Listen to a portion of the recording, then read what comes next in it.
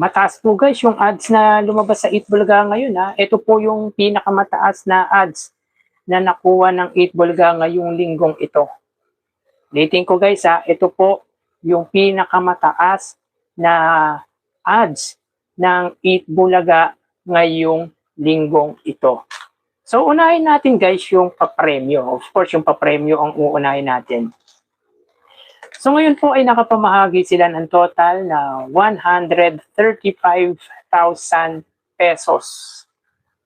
135,000 pesos po ang napamahaging papremyo ng Eat Bulaga. 5,000 lang guys sa The Age is Right. Sayang guys, di ba? Binigyan ng chance ni Bossing yung contestant na magpalit. Ngunit mas pinili pa rin ito yung una niyang sagot. Yung una niyang pinili. So mali nga. Ang tamang sagot po ay si Janice De Belen. Kaidaran niya si Jennifer Aniston. Yun yung kaidaran niya, 57. So 5,000 lang po ang papremyong na ipamahagi ng Eat Bulaga sa The Age is Right. Mas pinili ng contestant guys si Gladys Reyes, di ba? 49 years old na si Gladys Reyes guys. Kasing matanda sa kanya si Kate Winslet ng isang taon dahil 50 years old na si Kate Winslet eh.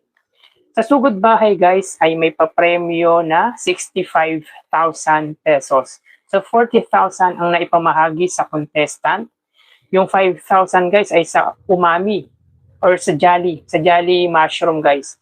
5,000 at tigpa 5,000 sa apat na nakapila nga po sa barangay. By the way, pre-recorded po ang episode ng Sugod Bahay at sa Pasay po ginanap guys yung Sugod Bahay, di ba?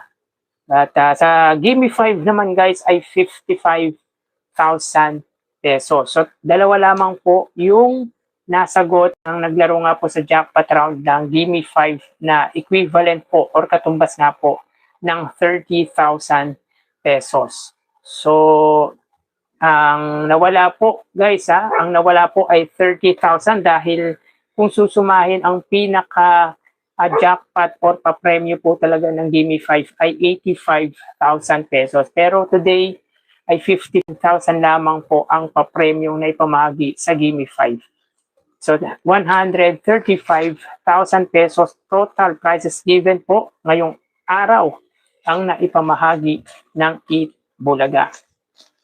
So sa loob po ng isang linggo mga kaparokya, mga kababayan, guys, meron pong total prizes given ang Eat Bulaga with 851,000 pesos.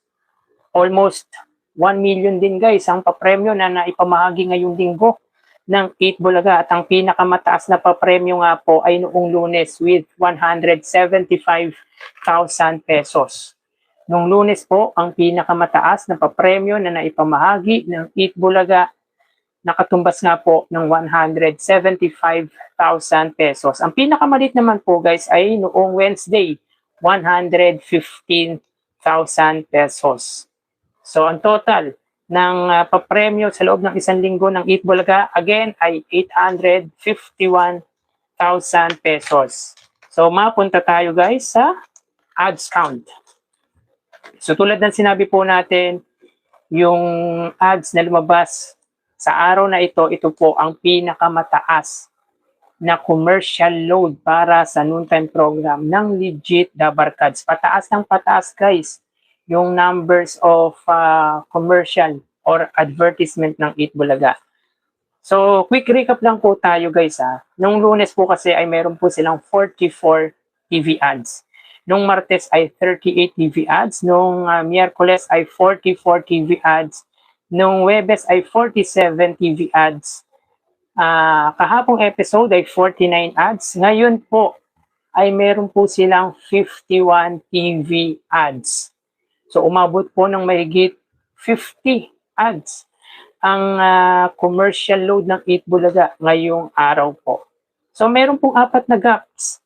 Sa unang gap ay 11, sa pangalawa ay 13, sa pangatlo ay 14, at sa huling gap nga po ay 13 TV ads. Isipin nyo guys, sa loob ng 3 oras, 5 segment po ang nagawa ng Eat Bulaga. Di ba? yung opening production ni Riza May Dizon, sinundan ng The Age is Right, and then after nun ay yung Sugod Bahay, tapos Gimme 5, tapos Bulagaan. Kung ma-extend yung oras ng 8 Bulaga, sabihin po natin ay gawing 3 oras.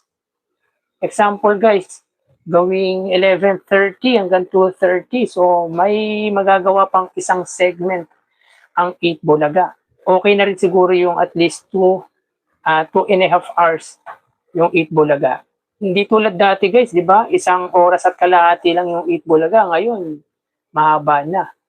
Nag-iiba na rin kasi guys yung panahon no?